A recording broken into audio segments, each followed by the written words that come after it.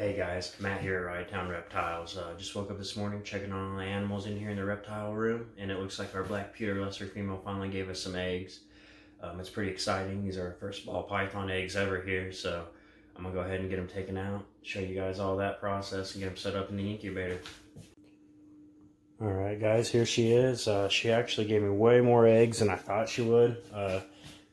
She's a first-year mom. I raised her up for my baby, so it's pretty awesome to see her on all these eggs. But she definitely, I was thinking maybe 3 or 4, but it looks like we got, I don't know, like 6 maybe. But let me get her off here without getting bit and get her put away, and then we'll get these eggs, candle them, get them all set up. Give me just a second here.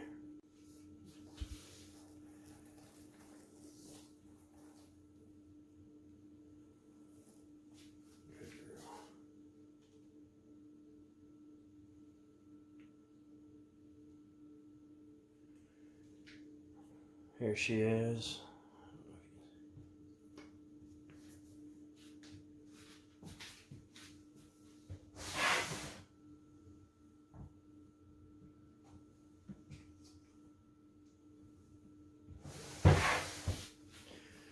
Alright, yep. 1, 2, 3, 4, 5, 6. They look pretty good from looking right at them, so get you close in there. 6 pearly whites. Alright, and now the next clip I'm going to jump to will be me have them in the egg box. We'll do a little bit of candling, make sure they're all veiny, looking good, and then get out of here. Alright guys, so this is the box I use. Like I said, this is our first ever clutch, so this is a trial and everything, but this is most way to go. Most people, you just gotta get that humidity high, keep the temperature up there in about 88, 87. So let me get them taken apart here.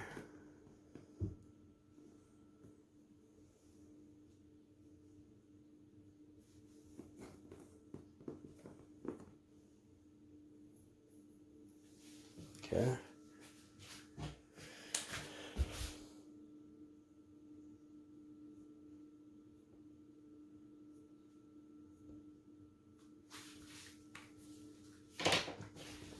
There's that. Alright, now I got them all in their lay box here. Incubation box. Now I'm just going to candle them, turn the lights off here. Basically, put a candle up to them. If you see a bunch of veins, it usually means it's a good egg, and it just needs to develop. So here we go. Number 1. Yeah, you see those veins right there? That's a beautiful sight. Number 2. Yeah. 3. Oh yeah, look at those. That's good veins there. Looking good. Good. Good. Wow.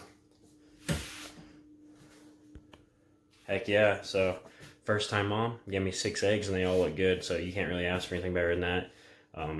She looks good. She got all the eggs out of her. Already palpated her, checked. She looks great. So just gotta get her back on feed, get these guys in the incubator, and just wait about 50 days, 55 days. Hopefully we see some little heads popping out.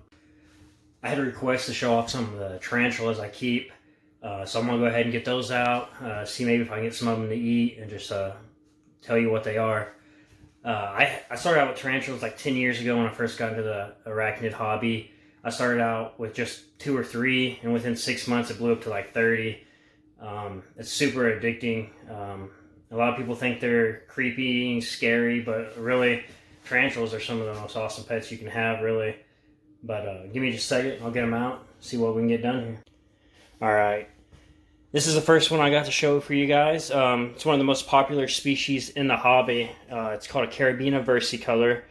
When they're babies and they first hatch, they're a real like dark blue, real vibrant blue. And as they grow and get bigger, they actually turn from a blue to like a purple. I'm going to put a flashlight to see if I can get its colors for you. The lighting's not the best in here, but as you can kind of see, he's super blue. And then on his abdomen, which is pretty much his booty up there, you can kind of see a stripe, and it's starting to get like the red purpley color on it. But like I said, this is one of the staples in the hobby. You know, it's one of people's first pet tarantula. They're pretty docile. But with that being said, I really don't hold too much of mine. They're still, they got pretty big fangs and they're still risky to get bit. And you don't want, they wouldn't kill you, but you definitely don't want to get bit. It doesn't sound fun to me. But here's this one. Let me pull out the next one. All right, the next one up. This is a vicularia, also known as the pink toe tarantula. As you can see, it's got the pink on its toes, which is really awesome. This one's a little bit bigger than the last one I just showed you. It's got like a real dark blue-gray legs and body, and then the abdomen on it's got that real red too. The interesting thing about this is a New World tarantula. There's two types of tarantulas, New World and Old World. The New World, their venom isn't as potent, and they're not as aggressive. Their actual defense system is on their abdomen, or once again, their booty up there. They have hairs that they can either kick or rub off on you, and it's they're irritating and causing, they get it in your eyes and cause some damage there, but that's their defense system. And then on the Old World tarantulas, they're a little bit more aggressive and have a little bit. Most of them have a little bit stronger venom, and their defense is just pretty much being more aggressive and more willing to, defend themselves. These ones are more shy, and like I said, they'll either kick the hairs or they'll even sometimes rub them on you. But yep, that's a pink toe tarantula. Pretty awesome looking. All right, the next one I got for you guys is this one right here. I'm actually not even going to try to say the scientific name. It's super long and hard. If I can, I'll just edit it into the video, pop it up right now on the bottom of the screen. If not, I'll put it down in the comments for you. But this one's one of my bigger tarantulas. I really like this one. I just like the like olive color it's got almost, with a little bit orange bands on its legs, and then that vertical stripe going down its abdomen. But so there's that one. Another awesome tarantula. All right. And this one right here, this is actually the only scorpion I have. This is an Asian forest scorpion. Pretty much like one of the most common species you can get in the hobby. You go to PetSmart or any of the pet stores, that's usually what they have. But they're just pretty much a jet black. And they got the big claws they use. I found most of the time when I feed her, she usually doesn't even sting. She just grabs them and just pretty much eats them alive. It's pretty gruesome to watch. I actually posted a photo of her eating a cricket head first on my Instagram, if you want to go check that out. But that's the only scorpion I have for now. I really want to get some more, because they're definitely another one of my passions. All right, it's been about a week or so since we had our first ball python clutch. So I want to go ahead and pull those out and give you guys an update on that, show you how they're doing. So give me just a second. I'll go over here to this incubator, pull them out, and we'll take a look at them. Okay, guys, I got the eggs out of the incubator. So I'm going to go ahead and take the top off. Now, when I put them in there, I seal them with press and seal. It helps keep the humidity trapped inside the egg box, and that helps the eggs develop properly. So I like to check every about week or so. I like to come in, take the press and seal off. Plus, you can kind of see here, you get a little bit of condensation buildup. You don't want any kind of water getting on the eggs, or it will cause them to mold and go bad. So about once a week, I like to come in. Once every week or two, I like to come in, check on them, take this off. There they are. Still looking great.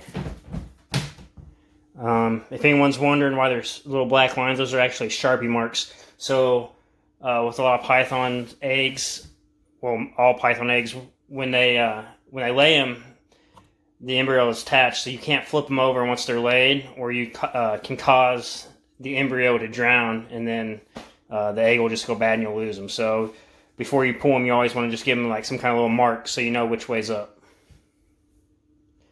So they're all looking great. So now I'm just going to take another piece of press and seal on, put it on top, and get them back in the incubator so they can keep cooking. Alright, and this is what it looks like after you get the press and seal back on it. When you put it on there, you want to make sure it's nice and tight. You don't want any dimples in it or anything where the condensation can collect and fall on the eggs. That's, like I said, that's That's no good. You get mold, lose eggs. Nobody wants that. So that's just, I want to show you that. Just make sure you get it nice and tight. Snap the lid back on here. Get it back in the incubator.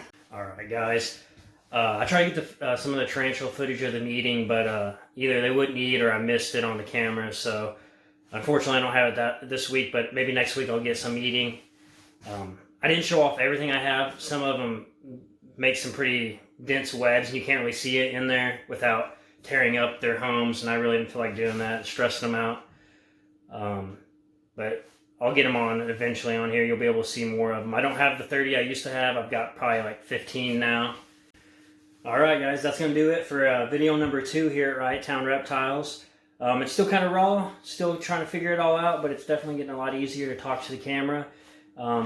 And this is fun, so I appreciate you guys watching. Please like, subscribe, please keep giving me feedback. I really appreciate it. Let me know what you want to see, what you think I need to change. I'll take it all in and see what I can do. If you want to keep up with my latest content, make sure you follow my Instagram. I post on there every day. You know, baby geckos, snakes, tarantulas. So make sure you keep up with that. And thanks for watching, guys.